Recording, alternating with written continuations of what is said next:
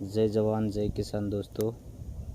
આજની વિડીયોમાં જાણીશું કે વૈશાખ મહિનામાં કયા શાકભાજીનું વાવેતર કરવું, એટલે કે પાંચમા મહિનામાં અથવા તો છઠ્ઠા મહિનામાં કયા શાકભાજીનું વાવેતર કરવું। તો એના માટે સૌથી પહેલું તો તમે રીંગણીનું વાવેતર કરી શકો છો અથવા તો મરચીનું વાવેતર કરી શકો છો।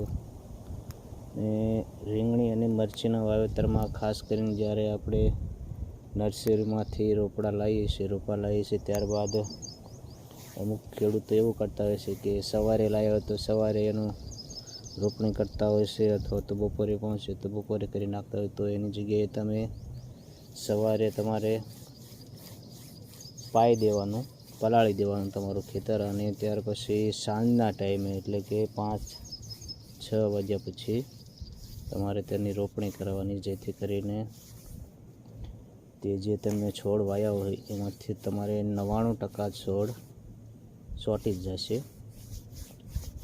અને બીજા દિવસે પણ તમારે સાંજના ટાઈમે પાછું ફરીને પાણી પાઈ દેવાનું, અથવા તો સવારમાં પાઈ દો તો પણ ચાલે, જેથી કરીને જે તમે છોડ વાયા છે તે બધા છોડ વ્યવસ્થિત રીતે ચોંટી જાય। અને ત્યારબાદ જો તમે બીજવાળા શાકભાજીનું વાવેતર કર્યું તો તેમાં તમે ભીંડાનું વાવેતર કરી શકો છો, દૂધીનું વાવેતર કરી શકો છો, કારેલીનું વાવેતર કરી શકો છો, અને ગુવારનું પણ તમે વાવેતર કરી શકો છો, અને કાકડી પણ વાવી શકો છો। અને તમારે જો પાણીની સારી વ્યવસ્થા હોય તો તમે આદુનું પણ વાવેતર કરી શકો છો, અને હળદરનું પણ તમે વૈશાખ મહિનામાં વાવેતર કરી શકો છો। આદુમાં 6 થી 7 મહિને પાકતો પાક છે, અને એને તમે લાંબો ટાઈમ સુધી કદાચ ભાવ ન હોય તો 7 મહિનાને બદલે તમે 10 મહિના 12 મહિના પણ તમારી જમીનમાં એને રાખી શકો છો। તો જ્યારે સારો ભાવ હોય ત્યારે તમે એને માર્કેટમાં વેચી શકો છો।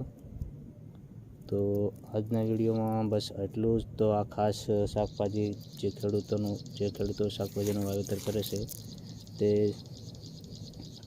વૈશાખ મહિનામાં રીંગણા, દૂધી, કારેલા, મરચી, ભીંડો, ગુવાર, કાકડી આ બધા શાકભાજીનું વાવેતર કરી શકે છે। વિડીયો ગમ્યો હોય તો વિડીયોને લાઈક કરો, તમારા મિત્રો સાથે શેર કરો, અને ચેનલને સબસ્ક્રાઈબ પણ કરી લો, અને બાજુમાં બેલનું બટન છે તેને પણ દબાવી દો, જેથી કરીને આવનારા વિડીયોની માહિતી તમને સૌથી પહેલાં મળી રહે। જય હિન્દ।